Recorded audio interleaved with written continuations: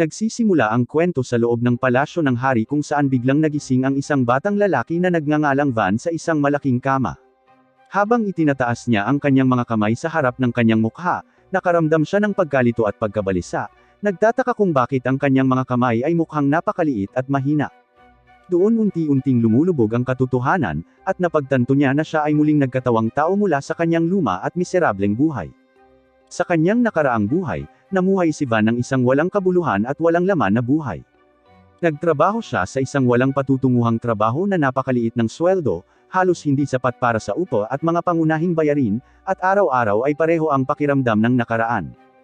Ang kanyang buhay ay puno ng stress, pagkabagot, at panghihinayang. Ngunit sa hindi malamang dahilan, nagpa siya ang sansinukob na bigyan siya ng pangalawang pagkakataon at dinala siya sa ibang mundo. Muling isinilang bilang batang Panginoon ng isang liblib na nayon. Maingat na bumangon si Van sa kama at humakbang sa isang maliit na bangkitong kahoy upang matano niya ang bintana at makita ng maayos ang kaharian sa labas. Matataas na gusali, malawak na lupain, at kalmadong kalangitan ang bumungad sa kanya. Gayunpaman, bago pa siya matagal na masiyahan sa tanawin, ang kanyang katulong na si Till ay sumugod sa takot at sinabihan siyang bumaba agad dahil mapanganib ito. Dapat ay 2 taong gulang pa lamang si Van sa puntong ito. Kaya, natigilan si Till sa gulat nang mahinahon siyang tumugon sa kanya gamit ang malinaw at detalyadong mga salita. Nang marinig ang sarili niyang boses, biglang napagtanto ni Van na mayroon din siyang mga alaala mula sa panahong ginugol niya sa mundong ito. Ang mga alaalang iyon ay humalo sa mga alaala ng kanyang nakaraang buhay sa Japan, na lubos na nagpapatunay na siya ay tunay na muling nagkatawang tao. Pagkalipas ng halos 1 oras, umupo si Van para sa hapunan kasama ang kanyang ama at mga kapatid. Tahimik ang silid, na puno ng isang mahirap na katahimikan. Pagkatapos ng ilang mahabang minuto, nagpa siya ang ama ni Van na si Halto na basagin ang katahimikan sa pamamagitan ng pagtatanong sa kanyang pangalawang anak na si Jord, kung ano ang plano niyang pag-aralan sa araw na iyon. Sandali na huminto si Jord bago sumagot na mag-aaral siya ng fire magic at mga battle formation. Pagkatapos ay tinanong ni Halpa ang pangatlong anak na si Sesto ng parehong tanong at sumagot si Sesto na mag-aaral din siya ng mahika. Sa wakas, humarap si Halpa kay Van at tinanong ito kung ano ang kanyang pag-aaralan. Sumagot si Van ng tapat na sinasabing marami pa ring bagay na hindi niya maintindihan, kaya gusto muna niyang matutunan ang tungkol sa kasaysayan at kultura ng bansa. Nanginig sa hindi makapaniwala ang mga kapatid ni Van matapos marinig ang kanyang sagot. Hindi nila maintindihan kung bakit parang mas matalino ang kanilang 2 taong gulang na kapatid kaysa sa kanila. Biglang humagalpak ng tawa si Halpa at inamin na humanga siya sa katalinuhan at pangako ni Van sa murang edad. Ibinahagi niya na mataas ang kanyang pag-asa na magmamana si Van ng isang malakas na talento sa mahika ng apoy tulad ng ginawa niya at ng ina ni Van. Ipinaliwanag ni Halpa na ang pagsusulit sa kakayahan sa mahika ay magaganap kapag si Van ay naging 8 taong gulang at sinabihan niya si Van na huwag siyang bigon. Sa mundong ito, ang kakayahan sa mahika ang lahat. Ang mahika ay pangunahing may 4 na elemento: apoy, tubig, hangin, at lupa. Bagamat mayroon ding ibang uri ng mahika, ang anumang mahika sa labas ng 4 na elementong ito ay labis na minamaliit. Pagkatapos mag-almusal, pumunta si Van sa kanyang silid-aralan kung saan binigyan siya ng mga katulong ng isang simpleng paliwanag kung paano gumagana ang buhay at lipunan sa mundong ito. Pagkatapos nilang mag-usap, biglang pumasok ang punong butler, si Esparda, sa silid at naghulog ng isang malaking tumpok ng mga libro sa mesa ni Van. Si Esparda ay isang pambihirang butler na naglingkod sa ama ni Van sa loob ng maraming taon. Gayunpaman, takot pa rin si Van sa kanya. Sinabi ni Esparda kay Van na alam na niyang nagsimula nang matuto si Van kung paano magbasa at gumawa ng simpleng matematika. Kaya, tinanong niya kung gaano nakalayo ang narating ni Van. Tapat na inamin ni Van na hindi pa rin siya marunong bumasa ng maayos at pagdating sa matematika, tanging pagdaragdag at pagbabawas lang ang kaya niyang gawin. Alam ni Esparda na mas marami pang kaya si Van, kaya nagpa siya siyang personal na maging tutor niya. Mabilis na naging bangungot ang mga aralin ni Esparda para kay Van. Mahigpit, mahaba, at nakakapagod ang pagsasanay na walang lugar para sa mga dahilan o pahinga. Gayunpaman, dahil sa malupit na mga araling ito, natuto si Van kung paano magbasa at magsulat sa loob lamang ng ilang linggo. Pagkatapos ng 2 buong taon ng walang tigil na pag-aaral, sa wakas ay naging 4 na taong gulang na si Van at nagsimula ng pagsasanay sa espada. Sa una, talagang napakahina niya rito. Paulit-ulit siyang natatalo, kahit sa katulong sa mga sesyon ng pagsasanay. Sa kabila nito, hindi sumuko si Van at patuloy na nagsasanay araw-araw. Pagdating ng 5 taong gulang na si Van, sa wakas ay nagbunga ang kanyang pagsusumikap. Nagsimula siyang makipag-sparring sa mga mas matatandang lalaki na nagsasanay para maging sundalo at nakaya niya silang labanan ng pantay-pantay. Napansin ni Van na simple at madaling hulaan ang kanilang mga galaw. Kaya paulit-ulit niya silang natatalo nang walang gaanong problema. Labis na nagulat ang ibang mga bata sa kanyang pagganap at nagsimulang maniwala na maaaring isa siyang napili. Higit pa riyan, marami sa mga bata ang nagkagusto kay Van dahil hindi tulad ng kanyang mga kapatid, nakikipag-usap siya sa mga karaniwang tao at bumuo ng tunay na pakikipagkaibigan sa kanila. Di nagtagal, nagpasya si Van na magpahinga sandali para uminom ng tubig. Sa sandaling iyon, pumasok ang Deputy Night Commander na si Dee at magalang na hiniling kay Van na ipakita sa kanya ang kanyang mga kamay. Maingat na sinuri ni Dee ang mga ito at nagulat nang makitang walang kalyo o pasa si Van. Ipinahihiwatig nito na matagal nang hindi nagsasanay si Van gamit ang espada. Inamin ni Van na totoo ito at ipinaliwanag na naging abala siya sa pag-aaral nitong mga nakaraang araw. Sinabi ni Dee kay Van na halos 3 beses na mas madalas siyang pinag-aaral ni Esparda kaysa sa karaniwan. Sinabi niyang handa siyang makipag-usap kay Esparda tungkol sa pagbabawas ng oras ng pag-aaral ni Van at pagpapataas ng oras ng kanyang pagsasanay dahil ang buhay ay hindi lamang tungkol sa mga libro. Pagkatapos ay nangako si Dee na kung magkakaroon si Van ng mas maraming oras para sa pagsasanay, huhubugan niya ito upang maging pinakamahusay na swordsman kailanman.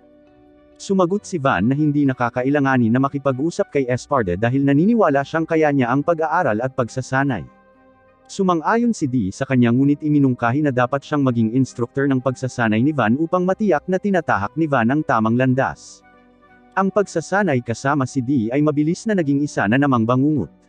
Pinadaan ni Dee si Van sa napakatinding pagsasanay na halos walang oras para magpahinga.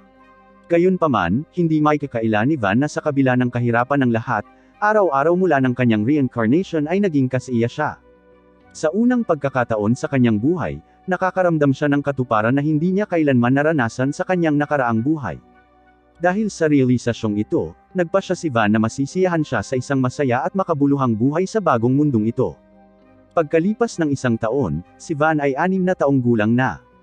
Sa ngayon, ang walang katapusang gawain ng pag-aaral at pagsasanay ng paisa-isa ay nagsisimulang maging nakakabagot at nakakapagod. Napagtanto niya na kung magpapatuloy ang mga bagay sa ganitong paraan, hindi niya kailanman mabubuhay ang masayang buhay na ipinangako niya sa kanyang sarili. Mula sa sandaling iyon, nagpasya si Van na magsisimula siyang kumilos na parang isang normal na bata at gugugulin ang oras sa pagsasaya. Isang araw, sinabi niya sa katulong na gusto niyang lumabas at maglaro. Kaya, dinala siya nito sa palengke. Namangha si Van sa iba't ibang tao, tunog, at mga bagay na ibinebenta sa paligid niya. Habang naglalakad sa palengke, naagaw ang atensyon ni Van ng isang napakalaking gusali na kilala bilang Mary Chamber of Commerce. Habang nakatitig siya rito ng may pagkamangha, isang nakakabahalang eksena ang biglang naganap sa malapit. Isang batang nakagapos at nakakadena ang kinaladkad sa palengke. Agad na tinanong ni Van ang lalaki kung bakit nakagapos ang bata.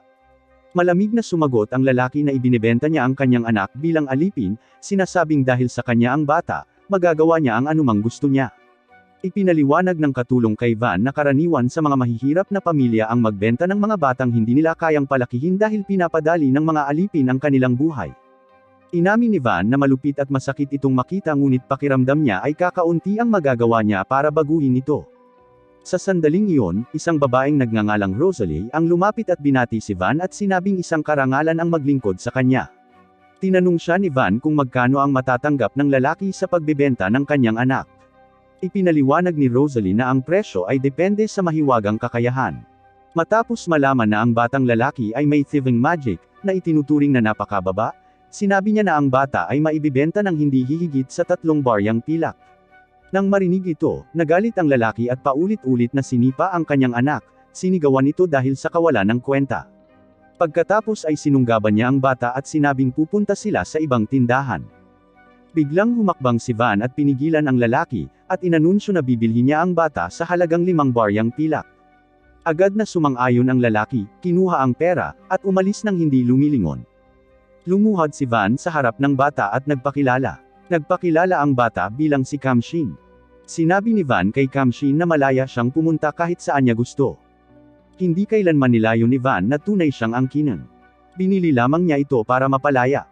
Gayunpaman, nang malaman ni Van na walang mapupuntahan si Kamshin, iminungkahi niya na tumira si Kamshin kasama niya. Nagsalita ang isa sa mga gwardya at binalaan si Van na maaaring hindi pumayag ang Marquis na iuwi niya ang isang kakaibang batang lalaki. Gayunpaman, kung ang batang lalaki ay nakarehistro bilang alipin ni Van, hindi dapat magkaroon ng problema. Tinanong ni Van si Kamshin kung matatanggap ba iyon at pumayag si Kamshin. Mula sa sandaling iyon, opisyal nang naging alipin ni Van si Kamshin. Pagkatapos ay ipinaalam sa kanila ni Rosalie na bago maging pinal ang anumang bagay, dapat muna nilang kumpletuhin ang kontrata ng alipin. Sabay na iniunat ni Van at Kamshin ang kanilang mga kamay. Kasunod ng mga tagubili ni Rosalie, habang nabubuo ang kontrata ng alipin, isang kumikinang na marka ang lumitaw sa likod ng palad ni Kamshin. Ang markang ito ang patunay ng kontrata ng alipin at hindi ito mawawala hanggat nananatiling aktibo ang kontrata.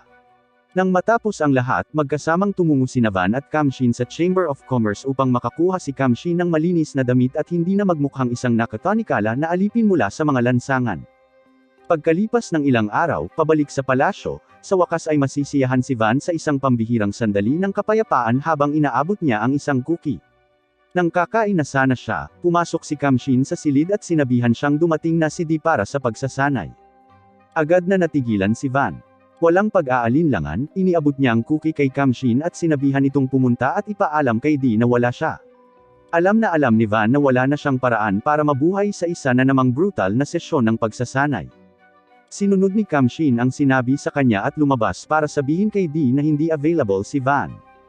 Halatang nadismaya si Di, ngunit dahil gusto pa rin niyang magsanay ng iba, nagpasya siyang kunin si Kamshin at sinimulang sanayin ito kapalit ni Van. Lumipas ang 2 pang taon pagkatapos noon at sa wakas ay 8 taong gulang na si Van.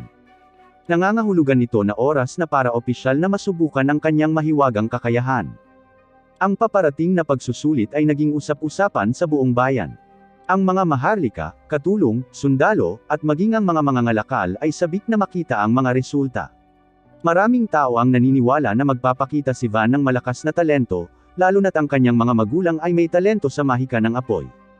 Maging ang ama ni Van na si Halpa, ay tiwala na si Van ay magkakaroon ng kahit kaunting kakayahan sa mahika ng apoy. Gayunpaman, sa araw ng pagsusulit, lahat ay naiwan na lubos na natigilan. Laking gulat nila nang si Van ay walang kakayahan sa apoy, tubig, hangin, o lupa. Sa halip, tanging ang kanyang kakayahan ay ang production magic, na malawakang itinuturing na pinakamasama at pinakawalang kwentang uri ng mahika sa mundo. Agad na nanlamig ang kapaligiran. Nagalit si Halpa nang mapagtanto niyang ang kanyang anak ay naging isang ganap na bigo sa kanyang paningin. Sa matinding galit, hinugot niya ang kanyang espada at naghandang patayin si Van agad-agad. Nanigas si Van sa takot, hindi makagalaw o makapagsalita. Blanko ang kanyang isipan. Nang malapit nang sumalakay ang kanyang ama, ang panganay na anak na si Mursha ay humarap kay Van at pinigilan siya. Nagmungkahi si Mursha ng alternatibong solusyon. Iminungkahi niya na si Van ang dapat na mamahala sa isang liblib na nayon sa loob ng kanilang teritoryo. Ipinaliwanag ni Mursha na ang nayon ay masyadong liblib para lumago ng maayos at dahil kamakailan lamang ito nakuha, marami sa mga taong naninirahan doon ay hindi tapat sa kanilang pamilya. Ang paglalagay ng isa sa kanilang mga kasama bilang Panginoon doon ay makakatulong upang matiyak ang katapatan ng mga taga-nayon. Tumigil si Halpa at pinag-isipan ang ideya. Pagkaraan ng ilang sandali, napagtanto niya na ito ay isang makatwirang solusyon. Isinuot niya ang kanyang espada at idineklara na si Van ang magiging Panginoon ng lupaing iyon. Pagkatapos ay malamig na tumalikod si Halpa at sinabihan si Van na iimpake ang kanyang mga gamit at umalis sa lalong madaling panahon, sinasabing walang lugar para sa isang taong walang silbi sa kanyang tahanan. Dahil doon, lumakad siya palayo ng hindi lumilingon. Pagkaalis ng kanyang ama, yumuko ng malalim si Mursha at humingi ng tawad kay Van dahil sa pagmumungkahi ng isang bagay na nakakahiya.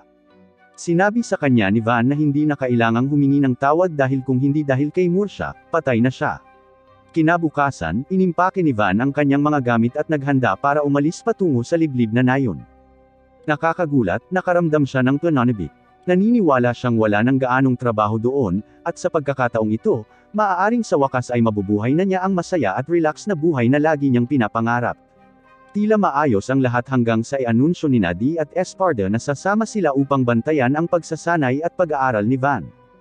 Huminga ng malalim si Van dahil sa pagkadismaya, alam na niyang gagawing impyerno muli ng dalawang ito ang kanyang buhay. Ang mas malala pa, nagpa siya rin ang kanyang paboritong katulong na sumama, sinasabing hindi niya matiis na mahiwalay sa kanya. Nang makumpleto ang lahat ng paghahanda, sumakay si Van sa karwahe at sinimulan ang kanyang paglalakbay patungo sa isang bagong buhay, umaasang sa pagkakataong ito ay sa wakas ay makapagsasaya na siya. Mga kasama, ano ang masasabi ninyo tungkol sa bagong anime na ito? Sana ay nagustuhan ninyo ito. Kung gusto ninyo ang ikalawang bahagi sa lalong madaling panahon, kailangan ko ang inyong suporta dito. Mag-like at mag-subscribe para hindi makaligtaan ang susunod.